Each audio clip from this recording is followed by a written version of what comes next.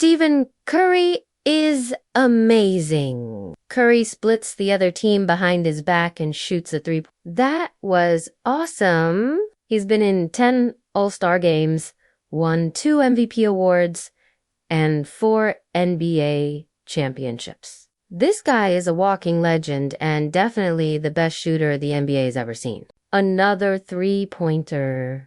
He got it. But somehow, he wasn't picked first like Blake Griffin, second like Hashim Thabit, or even third in his own draft year like James Harden. How could that happen?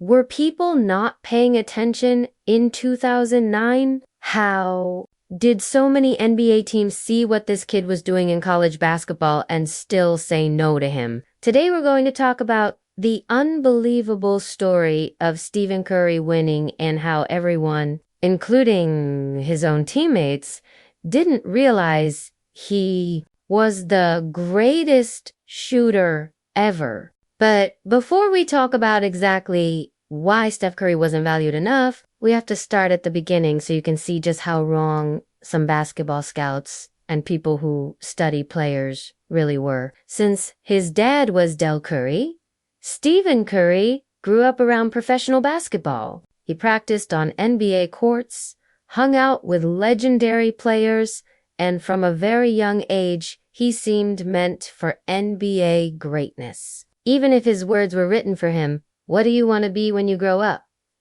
A basketball player. So, of course, when he got to high school, Steph quickly became famous. He played on the varsity team all 4 years at Charlotte Christian High School, leading his team to 3 conference championships while shooting over 48% from way behind the three-point line. In his senior year, Curry was ranked as the 16th best player in all of North Carolina, but the big-name schools weren't interested. Seriously, coming out of high school, Curry got 0 offers from major Division I schools. Not even his father's old school was willing to offer him anything but a chance to try out without a scholarship. I had my eye on following my dad's footsteps and playing for Virginia Tech. But things didn't work out with their plan when it came to how many scholarships they were going to give out. And Del Curry is in their Hall of Fame. The problem,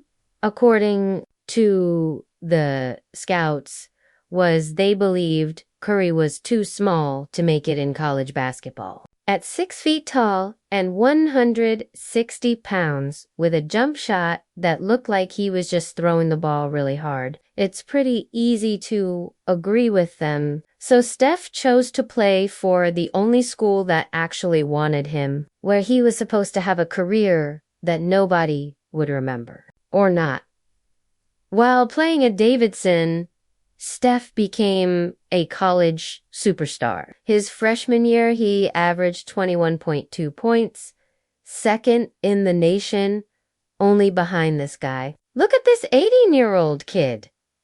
He's already proving himself over his whole college career. Steph averaged 28 points per game, earned the honor of being on the first team, and led all of college basketball in scoring over those 3 years. It was 3 years of unbelievable scoring and making great plays. But what Steph is really remembered for from his college career was that magical 2008 tournament run. Here he is. He hits this one.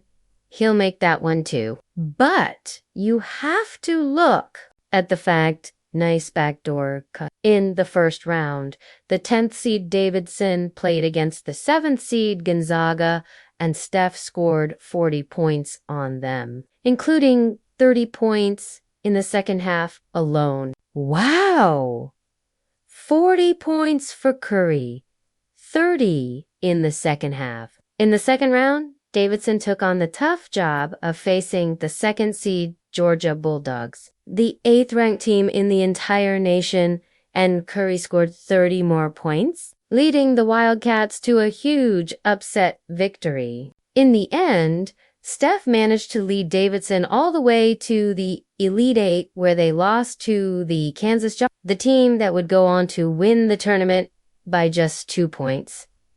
March Madness put Stephen Curry on the map. He wasn't just Del Curry's undersized kid anymore. He was a real NBA prospect. Number 56 on the board and impresses everybody, but more so that man right there, LeBron James, going into the summer of his draft year. Steph was one of the biggest names coming out of college basketball. Others saw that he had star potential, so he got a lot of interest from many different lottery teams. But his agent told Steph to be picky. Jeff Austin, who also represented Steph's father, saw Steph as a future star and didn't want his client to waste away in one of the NBA's smaller markets. And it just so happened that all those teams were at the top of the lottery that year. But before we get into what happened with those teams, let's talk about the first overall pick in the 2009 draft. With the first pick in the 2009 NBA draft, the Los Angeles Clippers select Blake Griffin. If anyone was a bigger sensation coming out of college than Steph, it was Blake Griffin. And you don't have to watch many clips to see why. At 6 feet 9 inches and 250 pounds, Blake Griffin was ready to be one of the most athletic, high-flying prospects in the history of basketball, and his college record showed he could be an all-time great. In his last college season, Blake won all 6 of the Player of the Year awards offered in college basketball. He grabbed the most rebounds in the Big 12 since Larry Bird and was one double-double short of passing David Robinson for the most in college basketball history. Of course, it's clear that Steph ended up having a better overall career than Blake Griffin. But we can't blame the Clippers for not taking Steph with the first overall pick. Blake's potential was just too high. But what about the second overall pick? Going into the 2009 NBA draft, the Memphis Grizzlies were coming off a bad season where they finished last in their own division and 4th last in the league overall. But the Grizzlies still had faith in their future, mainly because of their second-year star Rudy Gay, who had just finished his 2008 season as the second most improved player in the league. The Grizzlies also had budding stars in their young players like Mark Gasol, O.J. Mayo, and Mike Conley. With all these scoring options, the Grizzlies felt like they couldn't afford to draft another bull-dominant guard like Steph Curry.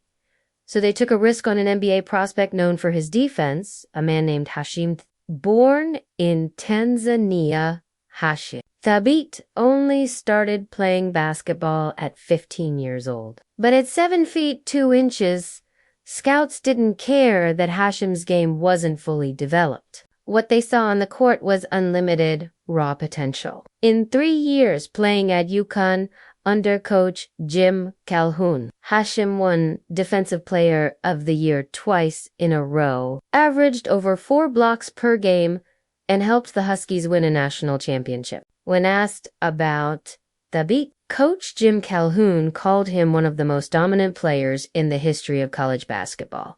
And he wasn't actually lying. In fact, if Thabit had returned to UConn for his senior season, he likely would have beaten the college record for blocks in a single college career, but unfortunately, Thabit's NBA career wouldn't end up going nearly as well. After only 10 minutes into his very first practice with the Grizzlies, according to reports, Thabit just didn't know how to be a pro. And apparently he was right.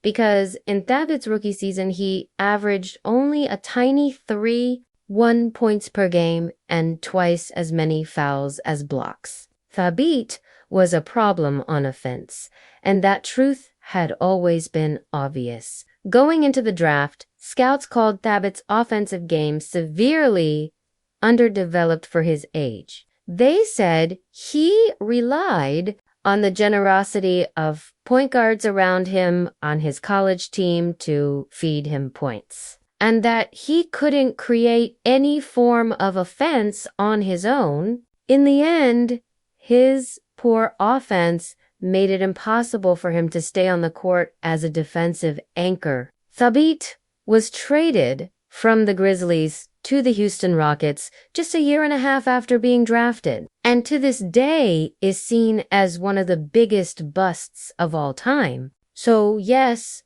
unlike the Clippers, the Grizzlies definitely did make a mistake in drafting Thabit over Curry, but given the context of their guard situation, it wasn't a very big surprise at the time, and neither were the next two picks. With the third overall pick in the 2009 draft, the Oklahoma City Thunder selected shooting guard James Harden from Arizona State. And with the fourth pick, the Sacramento Kings took shooting guard Tyreke Evans from Memphis. Now, these two guards ended up having very different careers, but I think I can put them together in the context of Steph Curry for one specific reason. They were both drafted ahead of him, largely because of their size at 6 feet 5 inches. 220 pounds and 6 feet 6 inches, 225 pounds respectively. Both of these guards had much better basketball builds than Steph Curry, and they were younger than him by a year,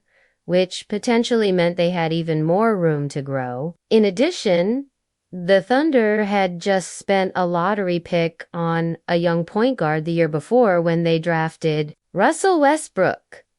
The Kings, on the other hand, were starting this guy at point guard, so they had fewer excuses. Once again, Curry's lack of size and no real role in the NBA was causing him to be underestimated. But now the Minnesota Timberwolves were on the clock, and they had back-to-back picks, literally 2 lottery picks in a row. One of them had to be Curry, right? Fifth pick in the 2009 NBA draft, the Minnesota Timberwolves select Ricky Rubio. The Minnesota Timberwolves select Johnny Flynn from Syracuse University, and the worst part is they couldn't even make the excuse that it was because of Curry's size, because Ricky Rubio and Johnny Flynn were both smaller than Stephen Curry. But before we trash Minnesota, and trust me, we will trash Minnesota for this, let's first add a little bit of context for these guys and why Minnesota chose them over Stephen Curry. First, Ricky Rubio was kind of like Luka Doncic before Luka Doncic